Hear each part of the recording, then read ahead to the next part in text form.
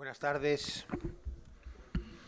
Continuamos con nuestro congreso del 5º centenario de la expedición Loaysa, Elcano y la Carabela San Lesmes, después de la inolvidable jornada inaugural de ayer y de nuestra divertida actividades culturales e históricas de la mañana.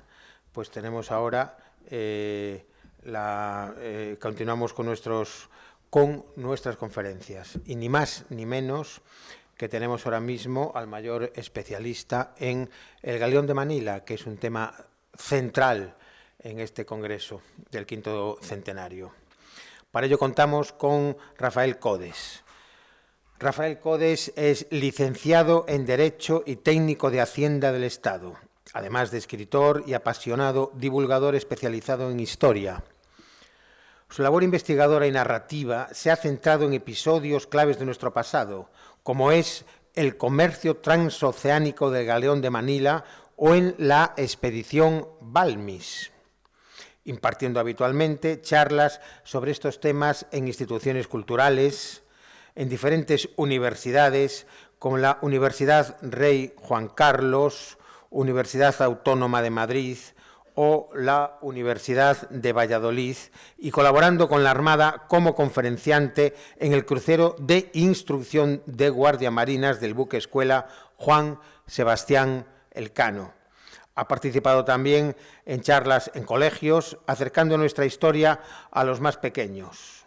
En su faceta de escritor, ha obtenido diversos premios de relato corto, siendo su primer libro monográfico el titulado El Galeón de Manila, la ruta que cambió el mundo, que estará más tarde a su disposición por si quieren adquirirlo y verdaderamente enterarse de la importancia de esta gran ruta comercial.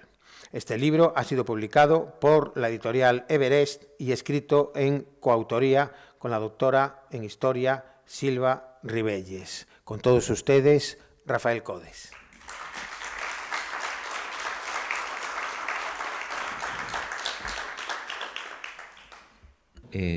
Señoras y señores, les decía que coincidirán conmigo en que vivimos tiempos modernos.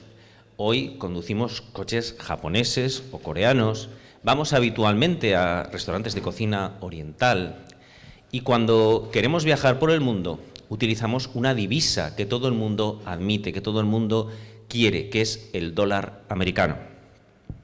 Y cuando queremos comprar cualquier bien, desde un ordenador a un destornillador, nos basta un clic para elegir entre todos los productos que nos ofrece un mercado global, para elegir aquel que mejor calidad-precio nos ofrezca. Y les garantizo que aquel bien que van a acabar comprando va a ser chino. Hoy en día todo es chino. Denle la vuelta a su ordenador. Por arriba pone HP, pero por abajo tiene una pegatina que pone hecho en China. Ya no existen las distancias. Grandes barcos supercontenedores lo habrán traído desde Oriente. Es la globalización. Eso tan moderno, ¿verdad? Pero ¿y si realmente no fuéramos tan modernos? ¿Y si no hubiéramos cambiado tanto?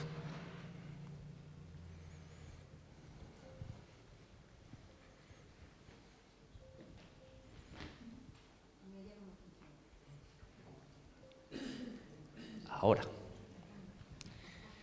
Buenas tardes, soy Rafa Codes y para mí es un privilegio compartir esta tarde con ustedes, una tarde de historia y entre amigos. Quería hablarles en primer lugar de la asociación a la que represento, que es Héroes de Cavite. Quería comentarles muy brevemente que la asociación Héroes de Cavite es una asociación que, como pueden ver aquí, tiene implantación en prácticamente todas las provincias de España, y no solo en España, sino también en todos aquellos países hispanos tiene una implantación, tiene delegaciones. Es una asociación en la que nos dedicamos a divulgar los valores de la hispanidad y a luchar contra la leyenda negra. Colaboramos con instituciones, con ayuntamientos, con asociaciones culturales, con la Orden de María Pita, por ejemplo, Tenemos ahí unos folletos por si alguien quiere recogerlos después. Como digo, con colegios, con el Ministerio de Defensa, somos muy activos, pero somos una asociación absolutamente apartidista y, por tanto, profundamente pobre. Nuestra labor, la base de toda nuestra labor es la ilusión y el trabajo de todos nuestros voluntarios. Y por eso les animo a que conozcan nuestra asociación, a que se unen a este empeño común que es la Revolución Hispana, una revolución hispana que ya está en marcha y a la cual no deberían ustedes de dejar de sumarse. Y volviendo al tema que nos ocupa, quería decirles que esta tarde creo que el tema les va a interesar, porque hoy vamos a hablar de globalización. Pero no de la globalización que hoy vivimos, sino de otra globalización, la que tuvo lugar como consecuencia del galeón de Manila, la globalización hispana. Puede que haya quien le parezca exagerada esta afirmación, que hubo una globalización y que fue hispana, pero les voy a dar una prueba.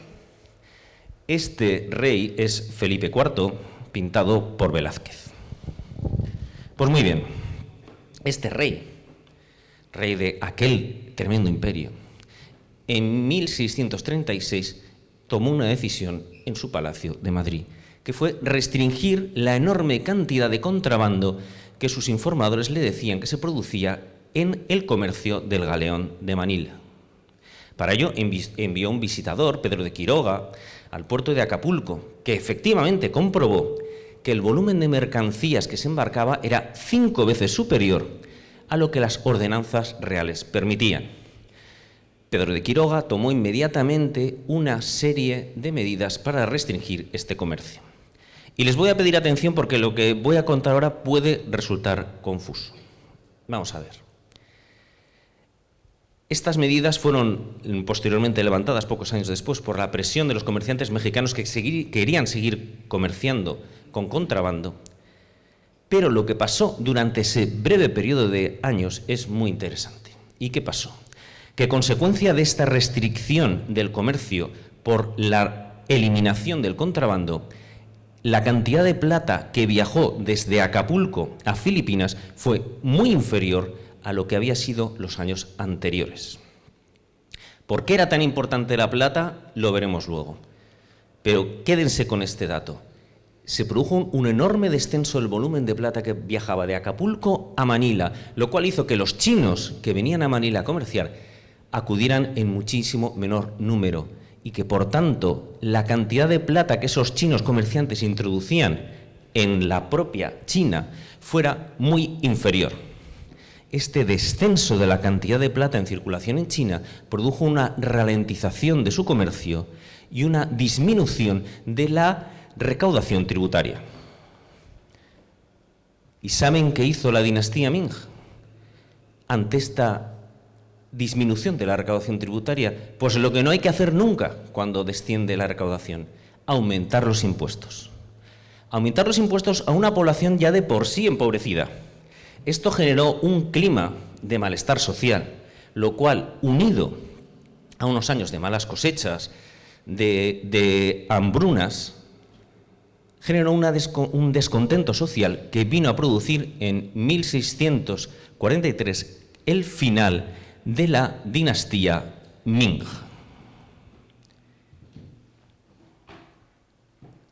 Y la posterior entronización de la dinastía Qing, que gobernaría el imperio hasta 1911.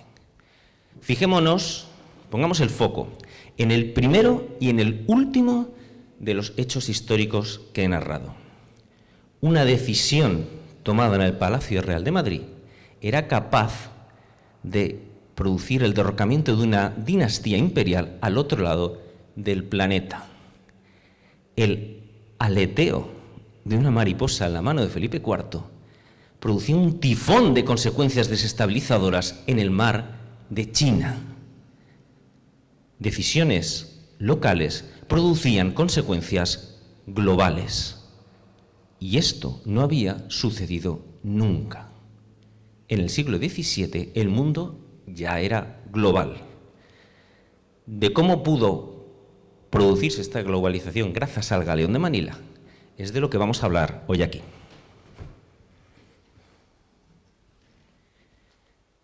Y empezaremos definiendo qué era el Galeón de Manila.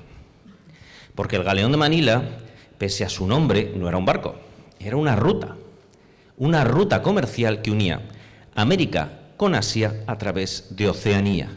Una ruta que duró 250 exactos años, desde 1565 hasta 1815, y que en su configuración actual atravesaba los países que ven ustedes aquí.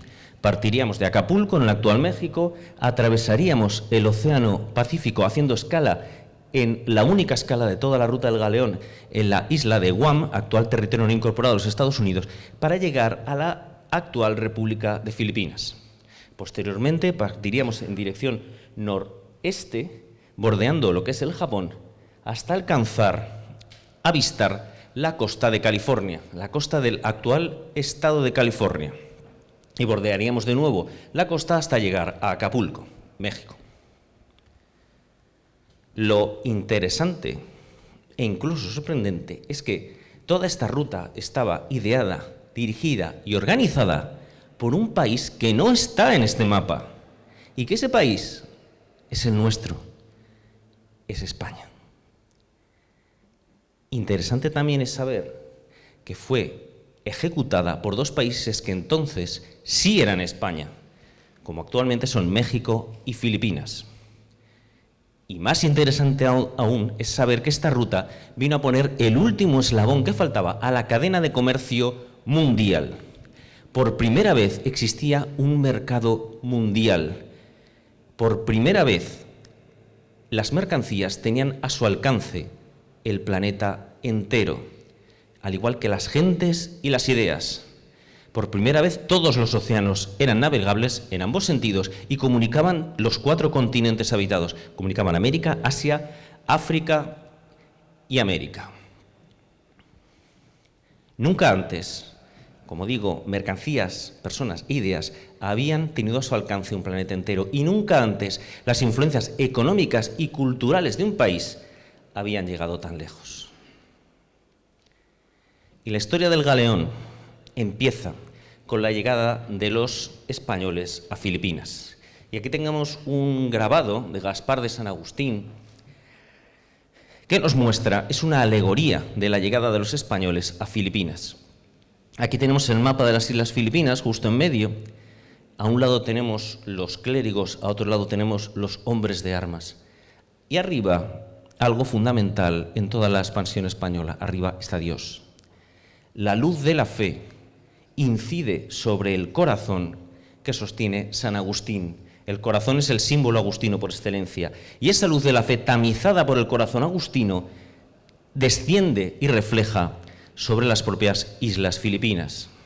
Detrás, justo detrás de San Agustín, encontramos a Andrés de Urdaneta, el descubridor del tornaviaje, que es la persona que va a unir toda esta historia con precisamente La Coruña, con precisamente lo que pasó ayer hace 500 años. Porque Andrés de Urdaneta, a quien vemos aquí representado con un símbolo marino, como es ese astrolabio que sostiene con la mano, Andrés de Urdaneta partirá con solo 17 años, como ayer explicaron muy bien Luis y María. Con 17 años llegará al Maluco, se hará mayor en el Maluco y aprenderá de aquellos marinos maluqueños cómo se navegaba el Pacífico. Y gracias a esa experiencia, años después, conseguirá descubrir la ruta del tornaviaje, conseguir ese viaje de Manila a Acapulco, que se tardó 43 años en descubrir. Sin aquella partida, ayer hizo 500 años, todo lo que les estoy contando no se hubiera sucedido. Detrás justo de Andrés de Urdaneta está Martín de Rada, que fue el obispo, el sacerdote agustino, porque fueron los agustinos quienes empezaron a evangelizar Filipinas, el obispo agustino que inició la evangelización de Filipinas. Y al otro lado nos encontramos a Felipe II. Felipe II señalando con ese dedo las Islas Filipinas, mostrando que es suya la decisión de la evangelización de Filipinas, y justo detrás a don Miguel López de Legazpi, el hombre a quien Felipe II designó para implementar esa colonia española en el fin del mundo. Pues bien, a poco de llegar los españoles a Filipinas, se dieron cuenta de algo evidente, y es que estas islas filipinas carecían de valor económico. No había apenas oro, no había plata, las tierras no eran fértiles, y la economía de los indígenas filipinos, que llevaban una vida de subsistencia a base de arroz, desde luego no justificaba los altos costes de la aventura filipina. Entonces, la pregunta parece evidente, ¿verdad? ¿Qué hacíamos allí? ¿Qué hacíamos en Filipinas? La respuesta es una palabra de 5 letras. Porque aquellos hombres de Legazpi vieron algo más. Vieron que las coloridas sedas que vestían los caciques de las diferentes tribus filipinas no eran mercancías filipinas, eran mercancías de China. China. Bastaba a aquellos hombres girar su rostro hacia el oeste para abrir ante ellos una enorme puerta prometedora y desafiante, la China Ming. ¿Y qué era la China Ming? Pues la China Ming era lo mismo que ha sido siempre desde que existe la humanidad, salvo este breve paréntesis de los últimos 200 años. La China Ming era el país más poderoso, más poblado y más avanzado del planeta. Hasta 150 millones de habitantes, el 25% de la población mundial vivía en sus fronteras y el 40% del PIB lo producía China. Tenía una capacidad de producción que se acercaba a la producción en cadena, algo que no conseguiría Europa hasta llegado el siglo XIX. Gracias a esta capacidad de producción en cadena, China era capaz de producir una enorme cantidad de bienes de una enorme calidad a muy bajo coste. Así pues, los españoles vieron claro el negocio. Compraremos bienes en China y lo venderemos multiplicando su precio en América y en Europa. Exactamente igual que hoy. Pero para los españoles existían una serie de problemas. Una serie de problemas a los que van a tener que enfrentarse. Y este que ven aquí es don Martín Enríquez Almansa, cuarto virrey de la Nueva España, que escribe a Felipe II en 1570, poco después de que empezaran a llegar los primeros galeones desde Manila. Y le dice el virrey a Felipe II: una de las dificultades que este trato y comercio con los chinos tiene es que de esta tierra, de la Nueva España, ni de España, no se les puede llevar a los chinos nada que ellos no tengan, porque tienen abundancia de sedas y de lencería. Cuando dice lencería se refiere a lienzos. Asimismo, dicen que paños, está hablando del paño de lana castellano, por ser la tierra caliente no los gastan ni los tienen en nada. Azúcar hay en gran abundancia, cera y algodón hay en las islas cercanas en gran cantidad, a donde ellos los vienen a comerciar. Con todo, dice el virrey que hay algo que los chinos sí aceptarían, porque continúa el virrey diciendo: por manera que se viene a resumir que la contratación de esta tierra ha de ser con plata, que es lo que ellos más estiman. Ya esto no sé si vuestra majestad dará licencia, atento como de pasar, a reino extraño. Y esta última frase es crucial: atento como de pasar a reino extraño. ¿Por qué? Porque en el siglo XVI la doctrina económica que regía Europa era el mercantilismo. Y es una doctrina económica que dice que las naciones deben de acumular riqueza mediante la exportación de sus bienes y la acumulación a cambio de metal precioso. Un país era más rico y más poderoso cuanto más metal precioso acumulara dentro de sus fronteras. Así pues, esto que está diciéndole el virrey, atento como ha de pasar al reino extraño, enviar plata al reino extraño, va en contra de la doctrina económica vigente en aquel momento. Y Felipe II, ese rey que ha pasado a la historia con fama de prudente, va a tomar una decisión valiente, que va a ser romper con el mercantilismo, romper con la doctrina económica vigente y permitir que millones y millones de monedas de plata española, americana, viajen a Asia y se conviertan en dinero chino. Una decisión que cambiará el mundo. ¿Y qué pasa en China? ¿Por qué China necesita tanta plata? Pues miren, como les decía antes, China siempre ha sido el país más avanzado del planeta. Los chinos, menos la electricidad, parecía que ya lo habían inventado todo. Los grandes descubrimientos de la humanidad son chinos.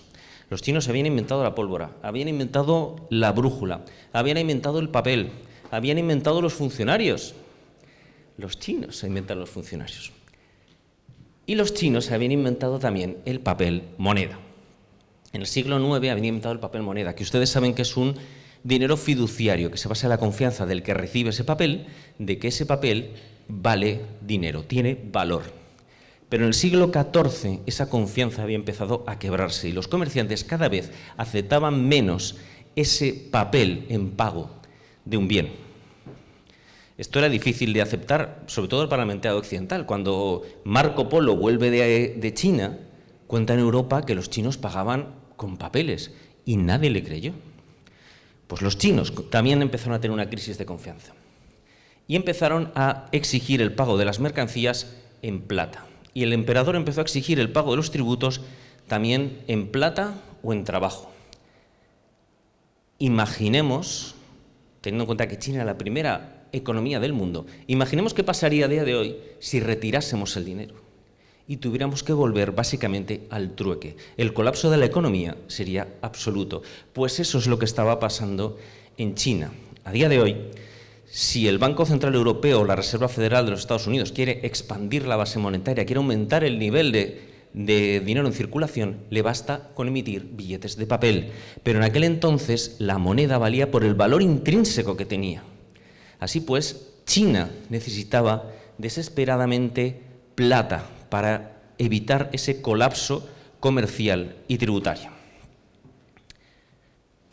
Estamos en 1565, que acabamos de llegar los españoles a Filipinas.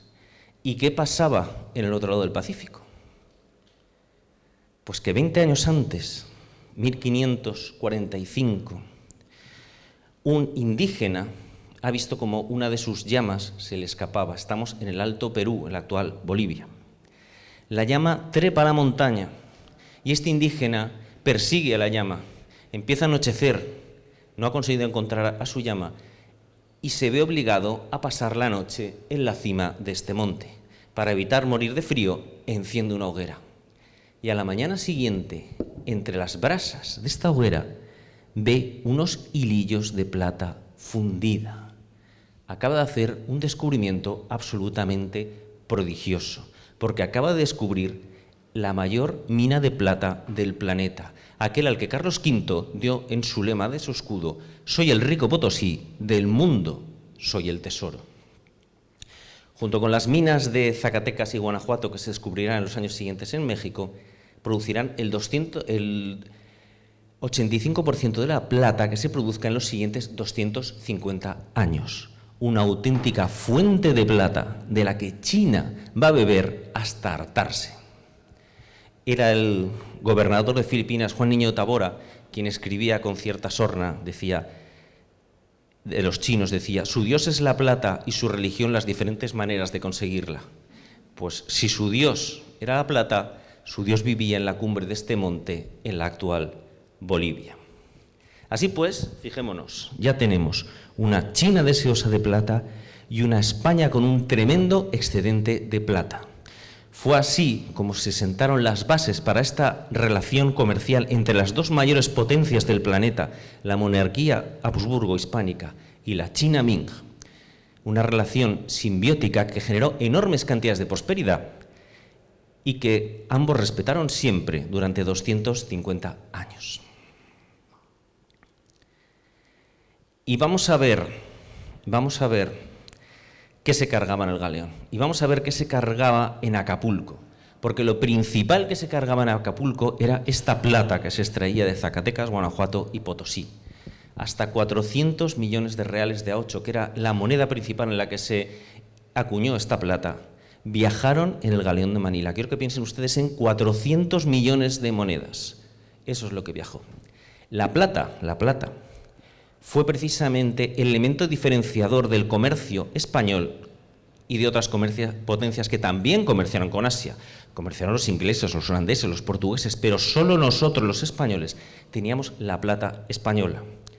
Como decía el economista alemán André Günther Frank, la plata española giró por el mundo e hizo girar el mundo.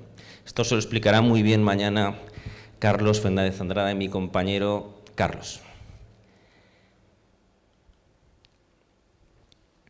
Y bueno, tengo que decirles que en Asia solo se aceptaba el real de A8 español, no aceptaban otra moneda.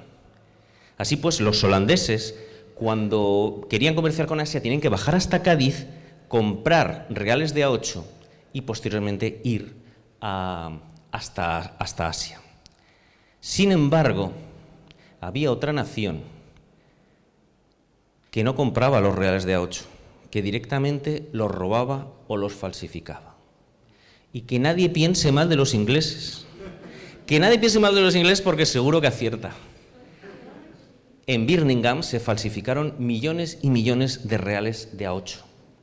Es muy gracioso ver los informes del Servicio Secreto Español que escriben a Godoy y le cuentan las 7 maneras en las que en Birmingham se están falsificando reales de A8 con el consentimiento del gobierno inglés.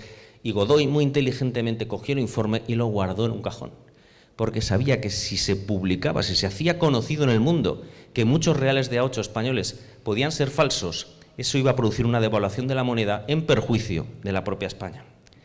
Pero una vez más vemos a los ingleses haciendo cosas de ingleses, ¿verdad?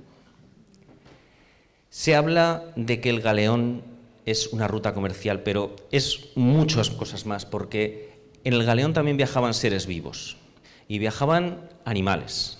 Y viajaron, como ustedes ven, viajaban vacas. La vaca lechera es europea, la vaca lechera no existía en Filipinas o en Guam. Y también viajaron equidos que tampoco existían en las islas. Viajan burros, mulas y caballos. Pavos y ovejas no lograron adaptarse al duro clima filipino. Y viajan también vegetales, y esto es fundamental. La enorme, inacabable variedad de vegetales americanos: maíz, patata, batata, tomate, cacao, pimiento, guayaba, aguacate. Todo eso va a llegar a Asia y va a producir exactamente el mismo efecto beneficioso que produjo la patata en Europa, el maíz en Asturias. El maíz es el auténtico oro americano. El maíz acabó con la hambruna en Asturias. Pues bien, a China llegan todos estos productos nuevos y hacen que se puedan roturar tierras que hasta entonces eran improductivas, lo cual va a producir una revolución agrícola que en el siglo XVIII va a generar una revolución demográfica en la propia China. La China, que ya era superpoblada, va a tener un nuevo salto demográfico gracias al galeón de Manila. La China superpoblada que hoy conocemos tiene su origen también en la cantidad de productos americanos que llegaron a ella gracias al galeón de Manila. Pero una cosa interesante también es que no solo llegan productos vegetales, llegan también muchísimas formas de cocinar españolas. Y a Guam, que es el lugar más remoto de la hispanidad, y hoy contamos aquí con un chamorro, con Clark, que tenemos el honor y el orgullo de que esté con nosotros. A Guam, como digo, llegan pues muchas formas de cocinar españolas. Y llegan, lo que ven aquí, llegan nuestras empanadillas, llega la rosca de Reyes, que pueden ustedes ver que es un auténtico roscón de Reyes, llegan los buñuelos de viento, llegan las natillas. Recordemos que la vaca lechera no existía la leche. Todos los postres lácteos llegan con los españoles. También llegan a Filipinas las diferentes formas de cocinar españolas. Y ahí arriba tenemos el estofado, debajo el puchero, debajo el adobo. Allí en ese extremo tenemos el escabeche, abajo el picadillo. Y aquí en el centro tenemos una cosa que en Filipinas se llama arroz valenciano. Y yo como valenciano que soy, imaginarán el dolor que me produce esta imagen. Llega, como digo, los postres lácteos, llega el arroz con leche, llega la ensaimada. Y también nos llegan cosas a nosotros, cosas que carecíamos de ellas y que nos parecen súper autóctonas, pero que tienen su origen en Oriente. Nos llega el té. Cuando un británico hace la ceremonia del té a las 5 de la tarde, pues hemos de pensar que el té se cultivaba en China hace 3.000 años y llega a Inglaterra en el siglo XVIII. Pero es que cuando vamos a Marrakech a una tetería y tomamos té con menta, que tan magrebí nos parece, pues el té es introducido por los comerciantes británicos también en el siglo XVIII. Y esas teteras, grandes teteras metálicas, que nos parecen tan tradicionales, son una adaptación de la tetera china que llega también en el siglo XVIII. Incluso la palabra té nos llegó de Oriente porque deriva de la palabra tai, que es como ellos llamaban a este vegetal los chinos en el dialecto de Fujian, en el dialecto del sur de China que negociaba con Manila. Se dice té o muy similar en inglés, en alemán, en italiano, en español. Sin embargo, hay un país cercano y hermano que lo dice totalmente diferente. ¿Cómo dicen los portugueses al té? Ya, efectivamente. ¿Y saben por qué? Porque en el dialecto de Guangdong, que es donde estaba Macao, donde los portugueses tenían su colonia, en ese dialecto al té le llamaban así, le llamaban ya. Nos llegó el té y ¿nos llegó el youtiao? No lo sabemos si nos llegó el youtiao. ¿Pero qué es el youtiao? Esto es el youtiao. Unas auténticas porras. En China existen las porras desde toda la vida, tradicionalmente. Es posible que las porras nos llegaran y los churros nos llegaran desde Oriente. También es cierto que existe una receta romana donde describe cómo cocinar buñuelos. Y de un buñuelo a un churro, una porra, no hay tanto. Pero sí que es posible que nos llegaran de Oriente. Y es posible entonces que cuando tomamos algo que nos parece tan español como un chocolate con porras, pues estamos haciendo sin saber un ejercicio de globalización. Porque el cacao es americano, la vainilla es americano, el azúcar es de la India y el churro o la porra es posible que nos llegaran desde Oriente. Y también viajan personas. Viajan funcionarios, soldados, aventureros, comerciantes, forzados, a los que conmutaban la pena de prisión por el destierro en Filipinas. Y todos ellos hablan. Hablan y llevan un castellano americanizado. Y fruto de eso, de esas personas que viajaban en el galeón, en el propio tagalo, en la propia lengua principal de Filipinas, hay 8.000 palabras que derivan del castellano. Casi todas ellas relacionadas con la modernidad. Por ejemplo, cuchillo y tenedor, porque ellos comían con las manos. Mesa y silla, porque ellos comían sobre esteras en el suelo. Ventanas, porque sus casas solo tenían puerta. Reloj, alcalde. Pero también tienen 300 palabras que derivan del náhuatl, como son cacahuete, chocolate, chicle. Sin embargo, es un viaje también de ida y vuelta. No solo ellos adoptaron palabras nuestras, porque han de saber que cuando caminen por un pantalán aquí en el puerto de La Coruña, ni el invento ni la palabra existían en la Europa del siglo XVI y son una importación que hicimos los españoles desde Filipinas. Otra palabra filipina que usamos muy a menudo, por ejemplo, es yo-yo. Y quiero que vean esto, porque es algo, a mí me parece absolutamente maravilloso. Esto, como pueden ver, es un baúl. Es un baúl que está en el Museo Bello de la ciudad de Puebla. Y en la parte interna del baúl, para que se viera al abrir ese baúl, encontramos la primera representación que nos ha llegado de la ciudad de Manila. Es una representación aérea donde se ve el barrio de Intramuros, donde vivían los españoles dentro de la muralla, y se ven el resto de barrios de Filipinas. Este baúl fue pintado en Manila, encargado por un comerciante que quería recordar su ciudad de origen durante toda la travesía, para cada vez que lo abriera, y acabó en México. Este baúl viajó en el galeón. Pero lo que quiero que vean de este baúl, de esta pintura, es esto que ven aquí. Este cuadrado donde ven unas figuras que ustedes verán unas manchitas rojas, pero si se acercaran verían que son trajes orientales, son trajes chinos. Esto es el Parián de Manila, donde vivían los chinos en Manila. Porque hemos de decir que los barrios chinos no nacieron en el San Francisco del siglo XIX. Los barrios chinos, el primer barrio chino de la historia, fue el barrio chino de Manila, en la España del siglo XVI. Ojo, un barrio chino en Filipinas era tan absolutamente extraño como un barrio español. Pues bien, en ese barrio, muchas gracias, en ese barrio era donde todo se compraba y se vendía. ¿Por qué? Porque ni los españoles podíamos ir a China a comprar mercancías, ni los chinos podían embarcar mercancía en el galeón. Necesariamente los chinos tenían que traer su mercancía al Parián y los comerciantes españoles comprarla en el Parián. Y aquí en este Parián es donde se van a producir los primeros intercambios culturales de auténtica altura entre Oriente y Occidente. ¿Por qué? Porque los frailes, primero agustinos y luego dominicos, van a iniciar la evangelización de los chinos y van a empezar a traducir al chino catecismos y libros teológicos.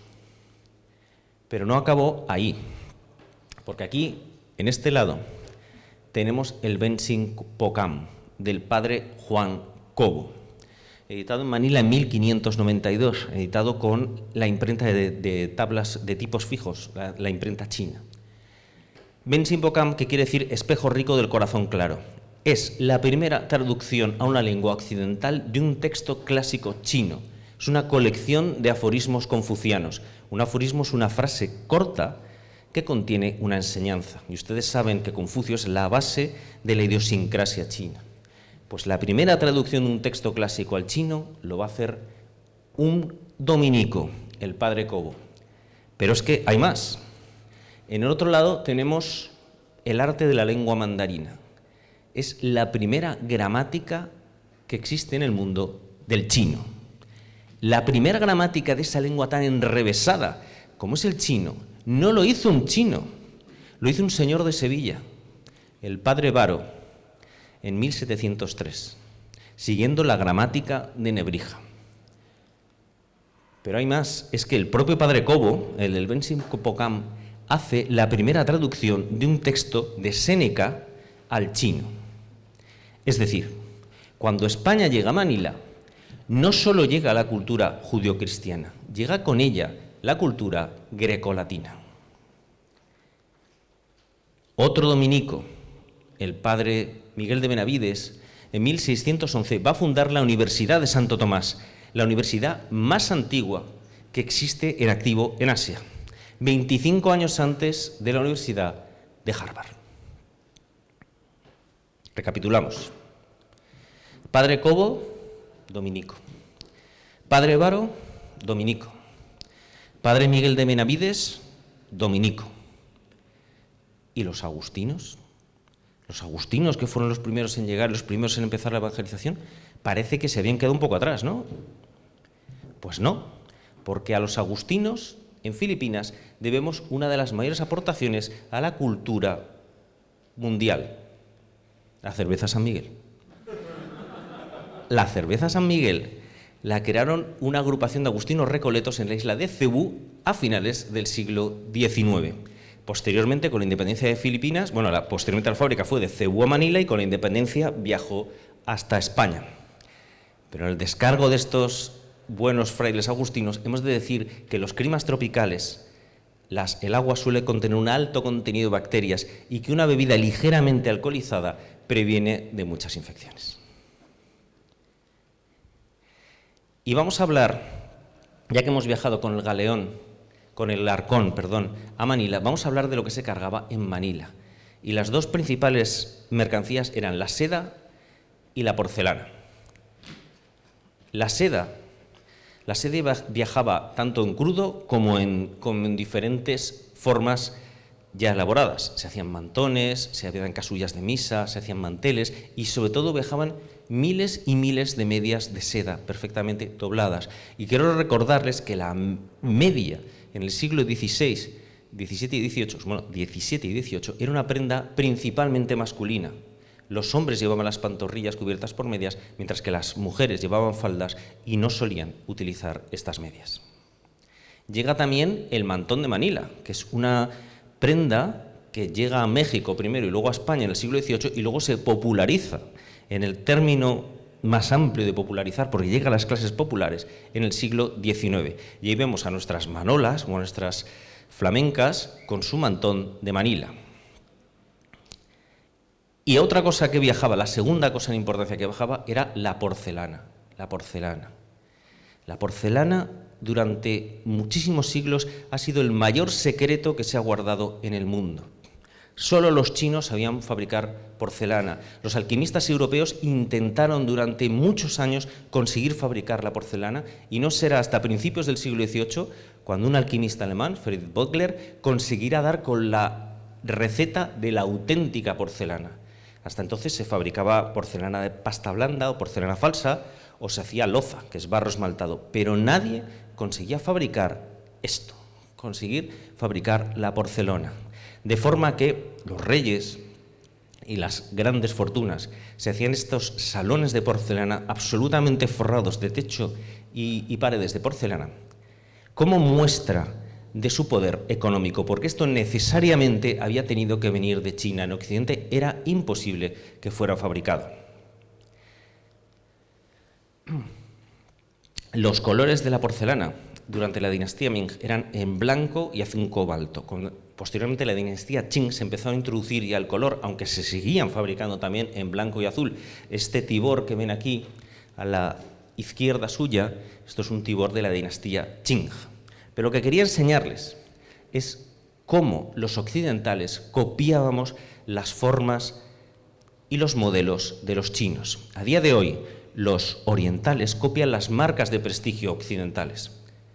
Copian la Loewe, Gucci, Hermès. En aquel entonces, los que copiaban los bienes suntuarios orientales y los falsificaban éramos nosotros, éramos occidentales, que reproducíamos burdamente su porcelana con ese color blanco y azul, o hacíamos biombos con dibujos que similaban, muy parecidos a los orientales, imitándolo como signo de prestigio.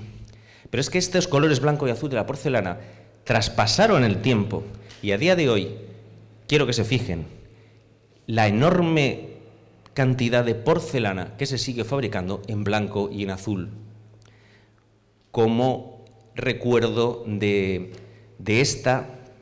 este color blanco y azul de la dinastía Ming. La porcelana poblana, que es la porcelana por excelencia mexicana, es en blanco y azul. Y si ustedes compran habitualmente porcelana de Sargadelos aquí en Lugo, verán que los colores principales siguen siendo el blanco y el azul cobalto.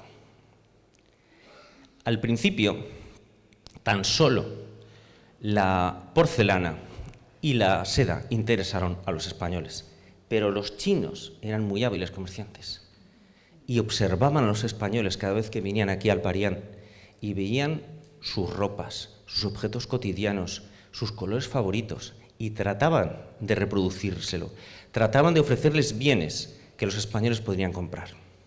Y esta búsqueda de la innovación a través del estudio de mercado, que es algo que nos parece tan moderno, pero que ya estaban haciendo los chinos, produjo en ocasiones el resultado equivocado. Porque nos dice el padre Diego de Bobadilla, en 1640, dice, habla de los chinos, y dice, si con una mercancía les sale bien un año, al siguiente traen una cantidad enorme de ella. Pero el padre Diego de Bobadilla continuó su relato y dice, un español que a causa de cierto mal había perdido su nariz, encargó a un chino una de madera para esconder su deformidad. El artesano le fabricó una nariz tan buena que el español encantado le pagó generosamente con 20 escudos. Y el chino, atraído con la facilidad con que había obtenido sus beneficios, al año siguiente regresó a Manila con un barco cargado de narices de madera. Este es un camino equivocado, pero también siguieron el camino correcto. Y ahora quiero que se pongan en situación. Imaginen que son ustedes españoles del siglo XVII y han viajado a Manila para establecerse como comerciantes y comenzar el comercio del galeón. Para ello, como sabemos, necesitamos encontrar un comerciante chino que nos venda la mercancía. Y hemos decidido iniciar ese cortejo que es el comercio con todo oriental. Invitamos al comerciante chino a nuestra casa, le sentamos en la mesa y decidimos ofrecerle la bebida con la que se tienen las grandes ocasiones. Si fuéramos chinos, le ofreceríamos un té. Si fuéramos españoles del siglo XXI, le ofreceríamos un café. Pero somos españoles del siglo XVII y le queremos ofrecer la bebida más excelsa e increíble que existe para nosotros los españoles y que, por cierto, que hemos inventado hace pocos años. ¿Qué le vamos a ofrecer al chino? Muy bien, el chocolate, muy bien, claro. Le vamos a ofrecer chocolate. ¿Y cómo se lo vamos a ofrecer? Pues se lo vamos a ofrecer como nosotros bebemos el chocolate, que es como habíamos visto a los indígenas americanos beber el cacao, que es en unas calabazas vaciadas, que se llamaban jícaras, y que estaban sostenidas por unas agarraderas de plata, como aquí ven. Nuestro sirviente filipino le presenta el chocolate al chino, y nosotros esperamos su reacción. Pero vemos que el chino queda en silencio, cruza las manos, se queda como abismado, como ensimismado en aquello. ¿Qué está haciendo el chino? ¿Qué está haciendo? Pues nunca menosprecien ustedes a un chino, porque el chino lo que está haciendo es recopilar en su mente toda la información de ese objeto, introducirla y mejorarlo. Y al año siguiente, volver a Manila con esto. Esto es una chocolatera de porcelana. Los chinos comenzaron a fabricar chocolateras de porcelana e inundaron el mercado americano de esta exquisitez. Compárenlo ustedes con las cáscaras de calabaza con las que antes se bebía el chocolate. Esta anécdota nos da una idea de la dimensión de los chinos como comerciantes, porque los chinos hacían algo muy importante que no hacía nadie, y era vendían productos que ellos no consumían. Es decir, tradicionalmente un país vende aquello que produce. Un país produce cestas, exporta cestas. Los chinos no.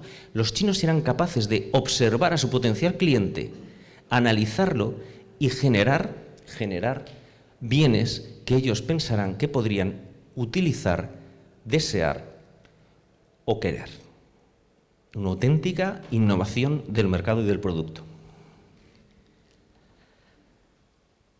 A día de hoy, como les decía al principio, pueden a un clic obtener una gran cantidad de productos y comparar precios para elegir el que mejor relación calidad-precio les ofrezca.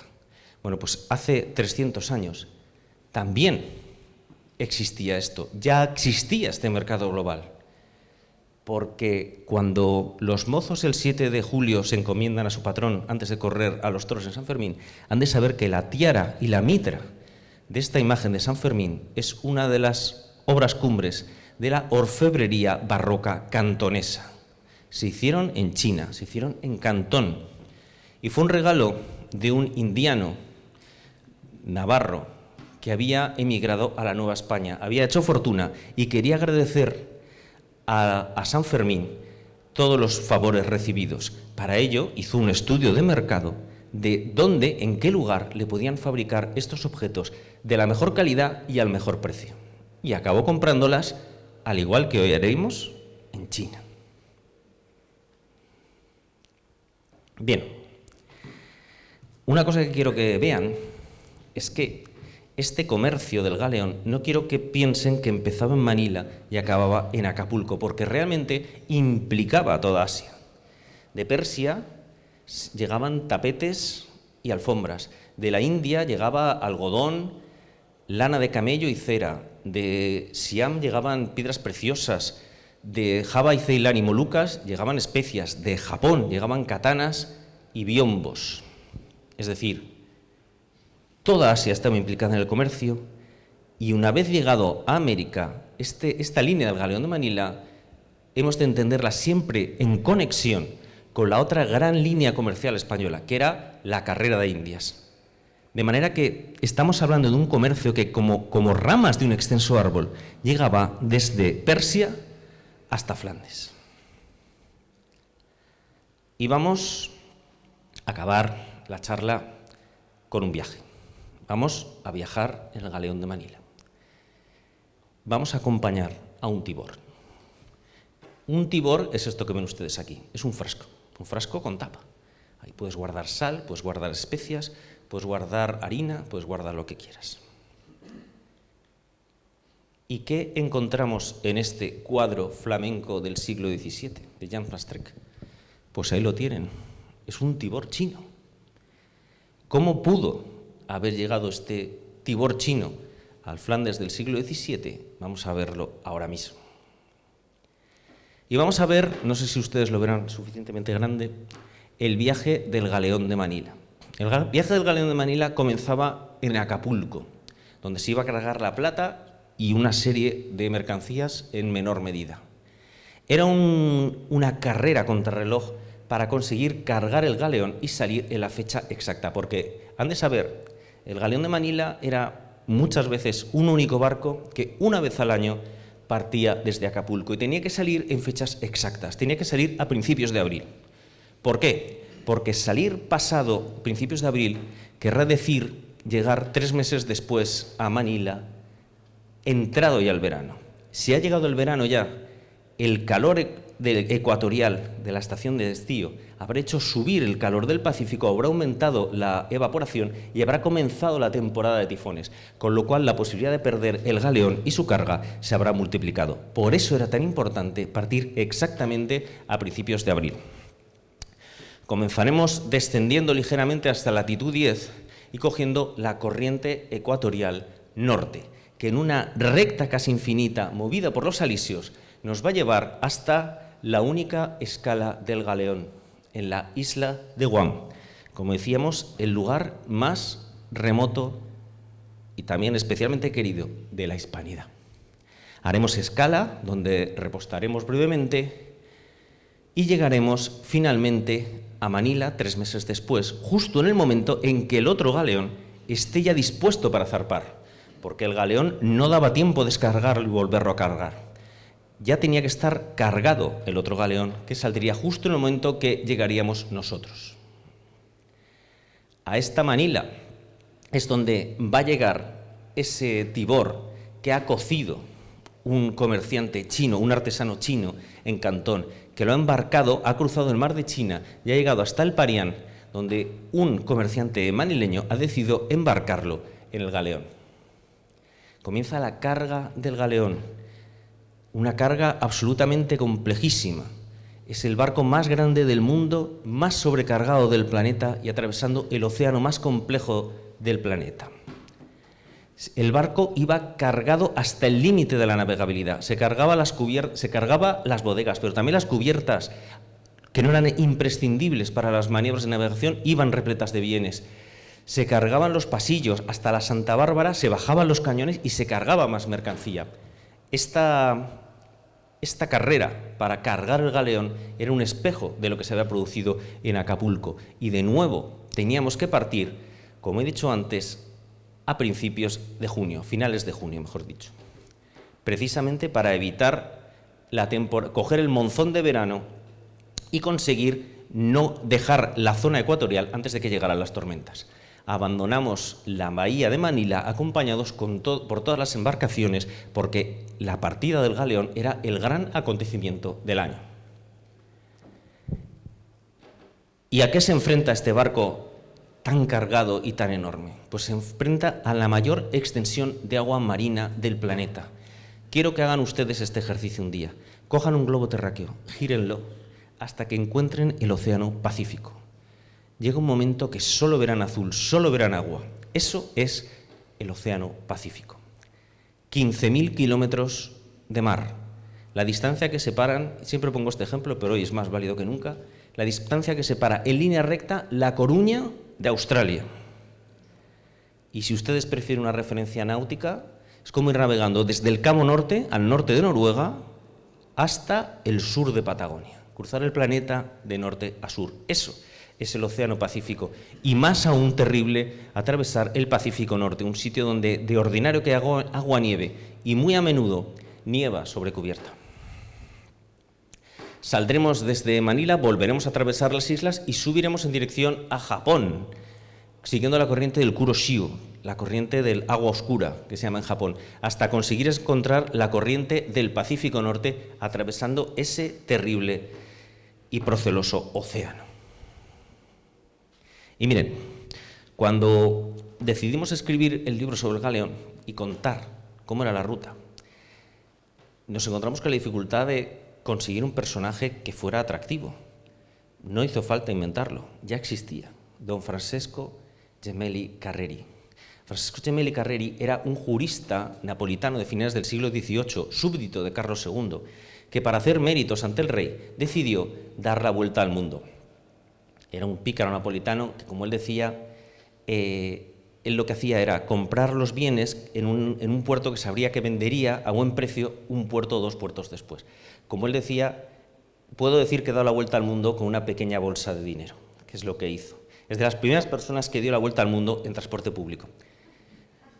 Todos ustedes, todos, han oído indirectamente hablar de Gemelli, porque su obra, El Giro del Mundo, será un gran éxito a principios del siglo XVIII, cuando están de moda los libros de viajes, donde hablan de paisajes exóticos, de culturas extrañas. Será un gran éxito en el siglo XVIII y en el siglo XIX se seguirá leyendo. Y a mediados del siglo XIX, un novelista francés va a leer este libro de Gemelli, El Giro del Mundo, y va a decidir escribir un libro donde su protagonista, una novela donde su protagonista diera también la vuelta al mundo. Pero le va a añadir una dificultad, y es que deberá darla en 80 días.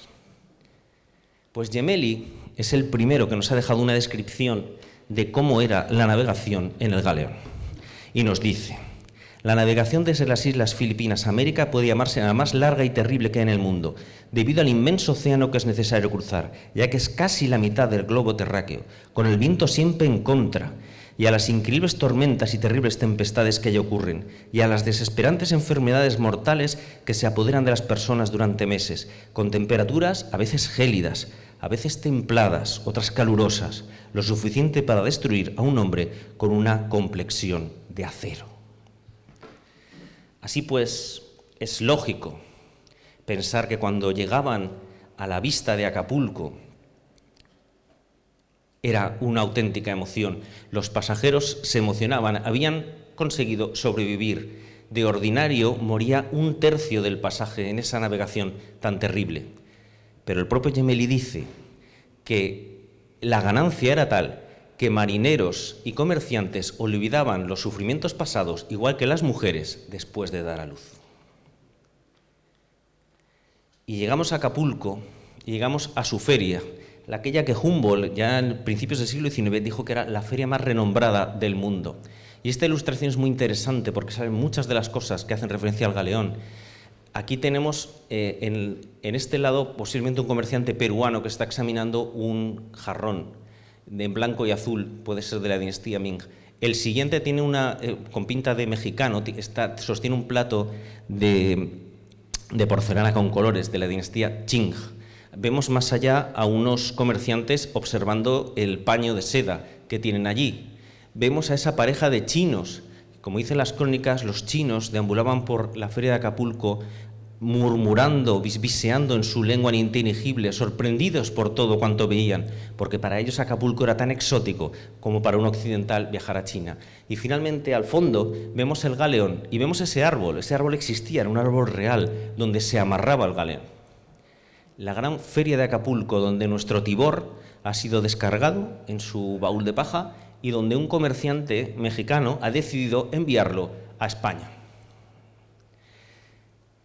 Subirá hasta ese Tibor a lomos de mulas, hasta la gran Ciudad de México, 2.200 metros de altitud, para bajar hasta Veracruz. En total, toda la trayectoria por territorio mexicano son 1.000 kilómetros, subiendo hasta los 2.200 metros por camino de mulas, será de nuevo descargado y cargado de nuevo en la gran flota de Indias que lo llevará hasta el mayor puerto de España, hasta Sevilla, donde un comerciante flamenco ha decidido comprarlo y enviarlo al puerto de Rotterdam o de Amberes.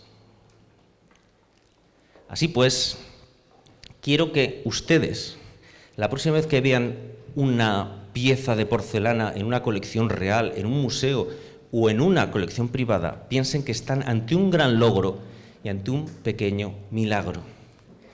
Tantas millas de mar, tantos kilómetros de tierra, tantas manos, tantos trasiegos, con los medios de transporte del siglo XVI, XVII y XVIII, y esas piezas de porcelana llegaron intactas. Un auténtico prodigio de la náutica y de la logística. 28.500 kilómetros, implicando a 3 continentes y atravesando 2 océanos. Como anécdota prácticamente final, decirles que la ruta del Galeón de Manila era la ruta más extensa comercial del mundo que unía China con España. Pues hoy la ruta ferroviaria comercial más extensa del mundo de nuevo une China con España, la que une la estación de Yiwu en China con la estación de La Broñigal en Madrid. Y como punto final, como reflexión, decirles que lo que la historia del Galeón de Manila nos enseña es que muchos de aquellos elementos que creíamos imprescindibles para la globalización y que creíamos tan modernos ya existían en el siglo XVI y XVII. Lo hemos visto, existía un comercio global, un mercado financiero integrado, una moneda mundial de aceptación que prefiguró lo que hoy es el dólar americano, que era el real de 8 español. Existían los estudios de mercado, se copiaban los bienes de lujo por parte de los occidentales, se hacían estudios de mercado, innovación, como hoy. China fabricaba y Occidente consumía.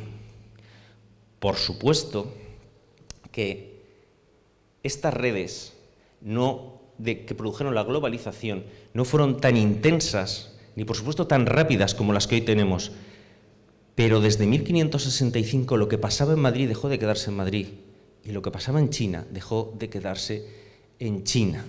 La globalización no empezó en la Inglaterra del siglo XIX, sino en el encuentro entre la dinastía Ming y el Imperio Habsburgo en el Pacífico español del siglo XVI. Para ello no hizo falta ni la llegada del liberalismo económico del siglo XVIII con la Ilustración, no hizo falta la llegada del capitalismo del siglo XIX, no hizo falta la Revolución Industrial Inglesa ni la aparición del barco de vapor. Bastó un gran navío de vela y madera, la decisión valiente de un rey de romper con el mercantilismo y que hace 500 años, precisamente de pocos metros de aquí, partiera Andrés de Urdaneta para que tuviera lugar la primera globalización, la globalización hispana. Muchas gracias por su atención.